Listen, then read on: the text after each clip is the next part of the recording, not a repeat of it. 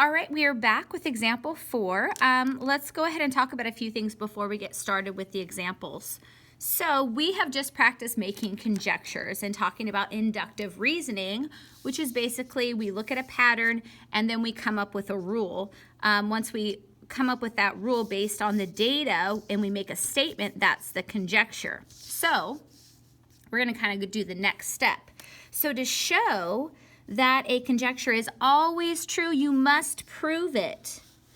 So you have to prove it, okay? You have to prove those conjectures are true, okay? So in order to do that, one way is looking at the idea of a counterexample. So a counterexample, what that is one example in which the conjecture is not true. So we try to look at those counterexamples once we come up for make a conjecture to find something that makes it not true, and then we would say, okay, that's not a true conjecture, okay? And it's not true because of this counterexample. So we're going to be looking at some different examples with example 4 and trying to see if there's any counterexamples which would make that conjecture not true. So this is kind of the nuts and bolts of inductive reasoning. So the step-by-step process for inductive reasoning, which is based on patterns, okay? Noticing patterns. So this is noticing patterns. Patterns by looking at data.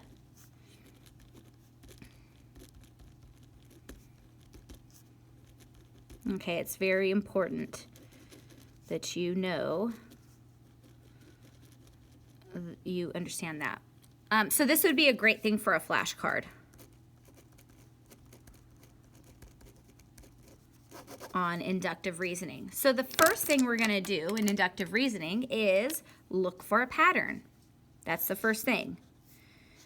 After we look for that pattern, the second thing, which we've been practicing, right? The first example was looking for a pattern. The second thing we did was we made a conjecture, right?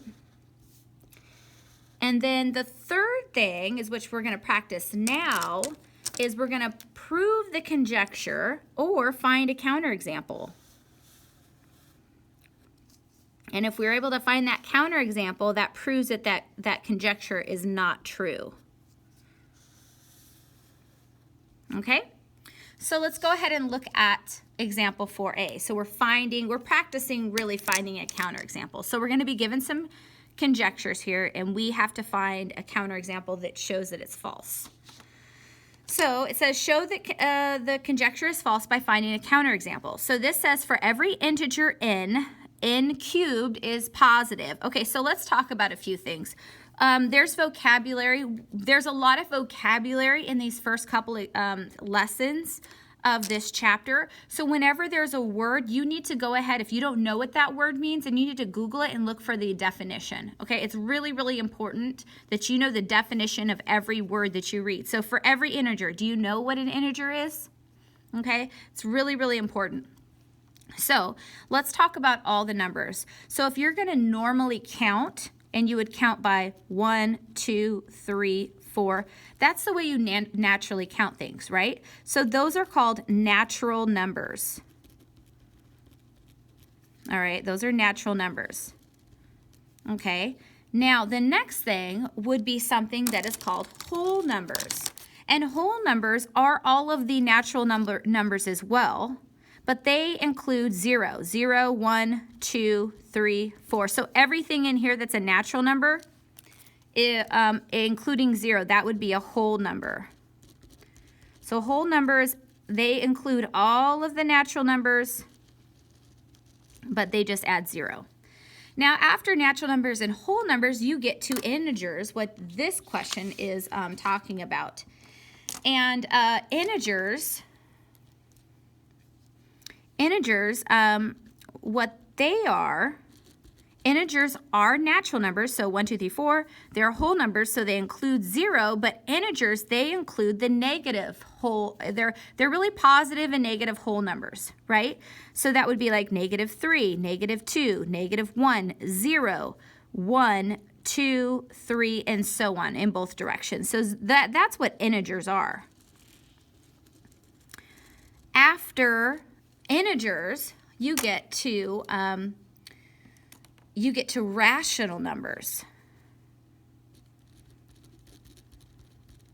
Rational numbers. And what rational numbers are natural numbers, 1, 2, 3, 4. They're whole numbers, 0, 1, 2, 3, 4. They're integers, all the positive and negative whole numbers. But they also include decimals. They're like decimals and fractions. But so they're fractions. Okay, I'm going to say they're fractions. And they are... well, they're fractions, but they have these, they're fractions and decimals, but they have a couple characteristics, okay? And it's easy to talk about the characteristics when we talk about a decimal. So the decimals even, and right, every fraction can be converted to a decimals. The decimals either terminate or the decimals repeat, okay? So that would be something like 3/4, because 3/4 is the same thing as 0.75. It terminates. Or it could be a fraction like 1/3, which is the same thing as 0.33333. So we put that little line, which is called a vinculum, on top of it. And that is a repeating decimal. So rational numbers they're fractions and decimals, but they have certain characteristics. Number one, the decimals terminate or the decimals repeat. So those are rational numbers. Okay? Then what you have is something, well, what about the decimals that don't repeat? Okay? Those are called irrational numbers. And irrational numbers are not natural numbers, they're not whole numbers, they're not integers, and they're not rational numbers. Irrational numbers are decimals or fractions that go on forever. Forever. Okay. So or it could be something like the square root of 3. The square root of 3 is something that goes on forever if you put that in your calculator. The square root of 5, that would be an irrational number. Or pi, right? 3.14, it goes on forever. So that is its own separate thing. It is not connected to any of these. And then the last thing, well, not necessarily the last thing, but second to last thing, the thing that includes all of these things, irrational numbers, and rational numbers and whole numbers and all those types of things, that is called real numbers. So real numbers include all of this. Okay, I'm kind of getting into that example, but that's okay. All real numbers are natural numbers, whole numbers, integers, rational numbers, and irrational numbers. It includes everything. So if we're including everything in real numbers, the last thing is something that we're not going to talk about, but I'm going to talk to you about it because one day you will advance and, you'll hear about this. So there's real numbers, and then over here, there's something that's called imaginary numbers, right? Real and imaginary. What's real and imaginary? And imaginary numbers would be something like the square root of a negative number, like -9. And what that equals, we know the square root of 9 is 3, but the square root of a negative number is actually equal to I. So the answer of square root of -9 would be plus or minus 3i. And that is its own separate thing. So those are all of the different number sets, and you really need to know what all of these are. Not necessarily imaginary numbers. That's just my little bit, just, trying to get you ready for the next thing. But that's all the numbers. But you need to know what these mean to do this lesson. So this says for every integer, right? So we're talking about positive and negative whole numbers. N cubed is positive. Okay. So and we got to know what n cubed is, right? So n cubed is the same thing as n times n times n, right? Okay, so let's talk about an integer. How about 2? So if we do 2 cubed, 2 times 2 times 2, 2 times 2 is 4, 4 times 2 is 8, right? Well, that's a positive number. So that is true. For every integer n cubed is positive. So that shows that it's positive. What about another integer? How about 3 cubed? That would be 3 times 3 times 3. 3 times 3 is 9. 9 times 3 is 27. And 27 is positive. So that supports this conjecture. Can we think of an integer that would be a counterexample that wouldn't support this? Okay, how about we tried positive numbers for n. What if we try negative numbers? Because remember, integers are positive and negative numbers. So let's try negative 2 cubed. So negative 2 cubed is the same thing as negative 2 times negative 2 times negative 2. Okay, so we have a negative times a negative, which is a positive. And then a positive times a negative would be a negative. And then we have 2 times 2, which is 4, 4 times 2, which is 8. So the answer would be negative 8, which is not positive. So we can say that n equaling negative 2 is a counterexample. But if we wanted to take it a step further, really any negative number we put in there would be, because a negative times a negative is a positive, and then a positive times a negative would always give us a negative. So really n equaling any negative number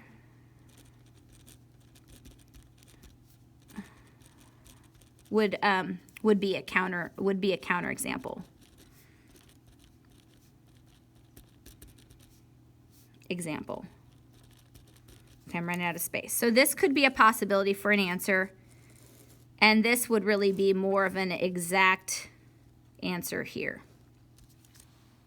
All right? Wow, that's a lot of writing. I hope you got that all down. Write small.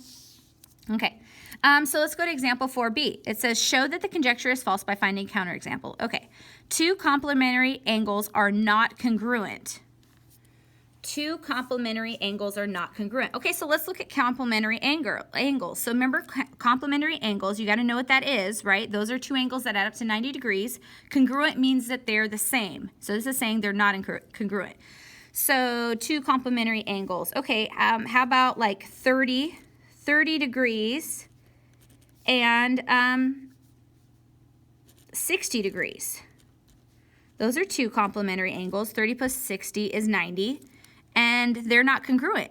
So that supports this, right? But what could be a counterexample? What would be 2 complementary angles that are congruent? Think about that for a second. Yeah, if you said an angle that is 45 degrees and another angle that is 45 degrees, 45 plus 45 is 90, right? And so those would be, they are congruent. So that would be a counterexample. So we would say the counterexample would be 2 angles that measure 45 degrees. So that would be the counterexample that proves this conjecture wrong or invalid. All right, let's go ahead and look at a different example here. So we did 4A, 4B. Let's go ahead and look at 4C. 4C states, show that the conjecture is false by finding a counterexample. So it says the monthly high temperature in Abilene is never below 90 degrees Fahrenheit for 2 months in a row. Okay? So this is Abilene, Texas. We have January, February, March, April, May, and we have all of the different temperatures here. So what are they saying? They're saying the monthly high temperature in Abilene is never below 90, so it's never below 90 degrees for 2 months in a row. Never below 90 degrees for 2 months in a row. So we have to prove that is incorrect. And if we look here, we can see here in January it's 88, which is below. And also in February it's 89, which is below. So that would be our counterexample. Those are 2 back-to-back months, which shows that it's below 90 degrees. So the counterexample would equal the months of January and February are back-to-back months that are below 90 degrees Fahrenheit. So that would be the counterexample. All right. So now it's your turn. I want you to go ahead and try to find the counterexample for 4A, 4B, and then 4C. So go ahead and let's pause. Go ahead and figure those out. When you get done trying to find the counterexample, press play and listen to the, listen to what I say thoroughly. All right, I'll see you in a bit.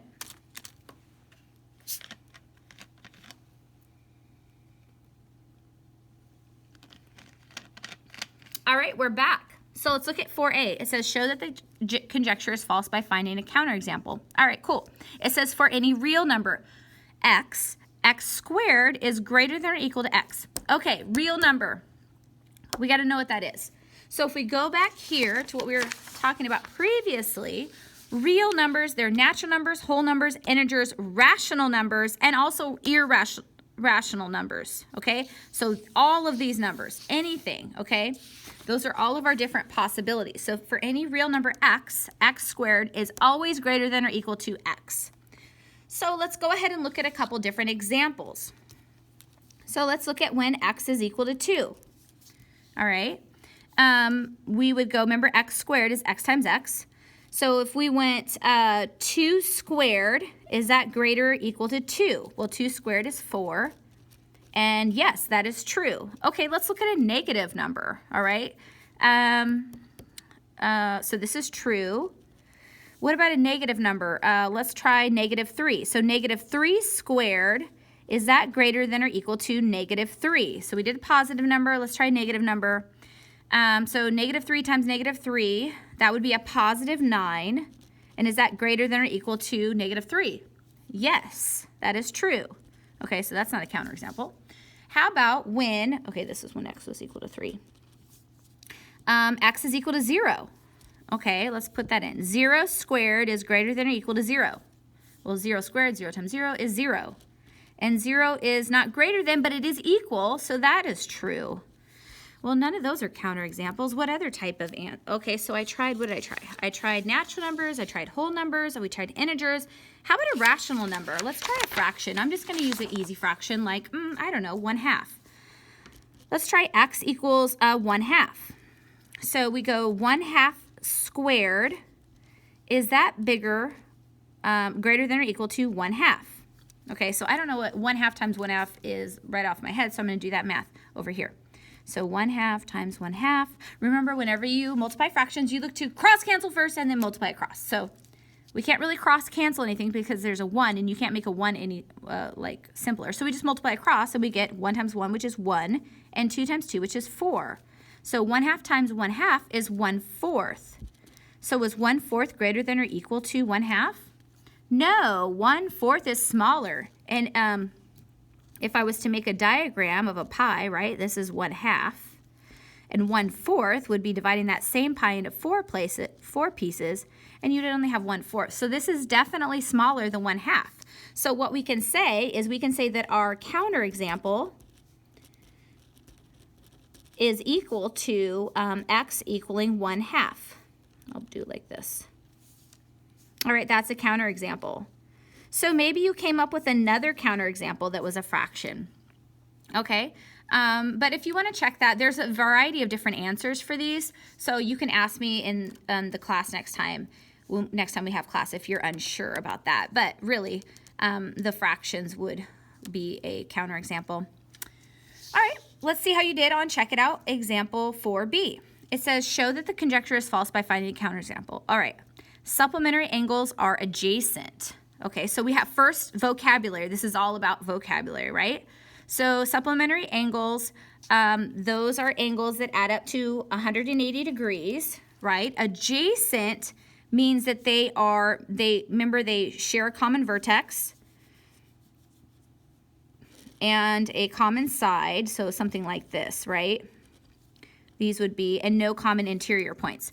So if this was like, you know, 120 degrees and this was 60 degrees, 120 plus 60 is 180. So these would be adjacent angles that are supplementary. So this would prove that this is true, but we're trying to find something where this is false. So we need supplementary angles that aren't adjacent. So really, we can actually use this same example, except what we're going to do is we would just do this. 60 here, and then we would have 120 over here. And these are still supplementary angles, but they are not adjacent. So this would be our counterexample, and for this one, we would just draw a picture to show the counterexample right there. Just like that, that's how we would show our work. Okay.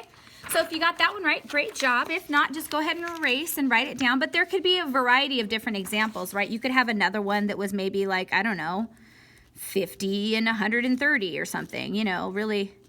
But it just shows that there are two angles that are supplementary that aren't adjacent. They're not touching. So that would be another. There's a variety of different examples, counterexamples that would work. But it's just the fact that they're supplementary and they're not adjacent. So that would be the counterexample. All right, let's look at this last conjecture, this last example here, 4C. It says, show that the conjecture is false by finding a counterexample. All right, cool. It says the radius of every planet in the solar system is less than 50 kilometers, 50,000 kilometers. Okay, so the radius, okay, we got to know what a radius is, right? A radius, if we have a circle and it has a center, just from the center to the edge, that is called the radius. I'm just going to use R. So that's the radius. Okay, so the radius of every planet in the solar system is less than 50,000 kilometers. All right, so we're going to look here at Mercury. It's 4,880.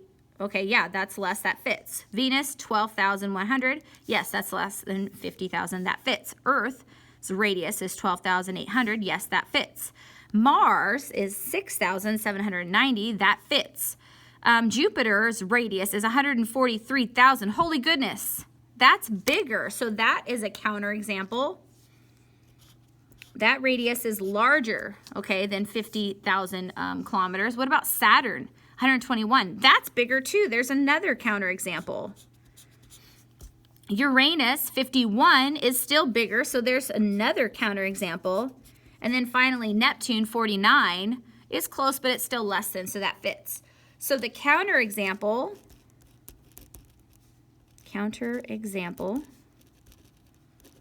would be not only Jupiter, but also Saturn and Uranus. So if you got one of those right, if you got all three, bonus points for you, but if you got one of them right, great job. Excellent job on this section for Chapter 2, Lesson 1. So go ahead and get started on your homework, and we will see you in the next lesson.